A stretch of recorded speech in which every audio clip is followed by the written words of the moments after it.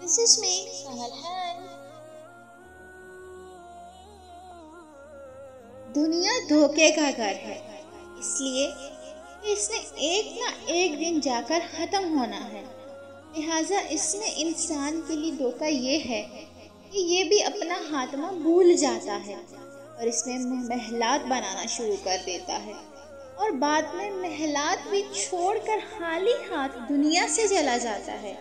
अब ये चीज़ बहुत ज़्यादा काबिल गौर फिक्र है कि सब के सब खाली हाथ यहाँ से क्यों जा रहे हैं। सब इंसानों की ख्वाहिशात आज तक क्यों पूरी नहीं हुई। दुनिया की ज़िंदगी पर जहाँ तक भी मैंने गौर किया तो मुझे सिवाय इबरत के कुछ नहीं मिला। सब के सब बादशाह मर गए, सब अजीम शख्सियात कब्रों में लिपट गए और अब हमारा नंबर है। लिहाजा अकल का तकाजा ये है कि दुनिया से धोखा ना खाया जाए।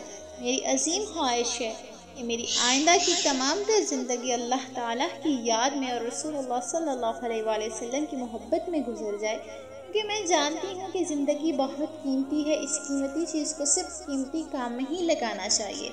अल्लाह ताला से दुआ करती हूँ कि हर मुसलमान को अल्लाह ताला और रसूल सल्लल्लाहु अलैहि वसल्लम का सच्चा गुलाम बनाए। इसी के बारे में अपनी तरफ से कोई हतमी राय कायम ना करें, इसी पर अपना कोई फैसला ना लगाएं कि फ़लाँ वक्त मैंने इसमें ये बुराई देखी, बस वो ऐसा ही है, वो नहीं बदल सकता। मैं इसके बारे में जानता हूँ। अल्लाह सुब्हाना ताला ने तो फ़िरौन के बारे में भी ये कहने नहीं दिया, तो हम इंसान किसी के माजी की बुनियाद पर कैसे कोई तबसरा कर सकते हैं। हम तो अपने आप को भी पूरी तरह नहीं जानते, तो दूसरों के बारे में क्या जानेंगे। अल्लाह ताला दिलों की हाल पूरी तरह जानने वाला है। अल्लाह ताला जो है वो दिलों को बदल सकता है। इंसान का दिल अल्लाह ताला की दो उंगलियों के दरमियान है। लोग नसीहत से नहीं बदलते, अल्लाह ताला के कहने से बदलते हैं।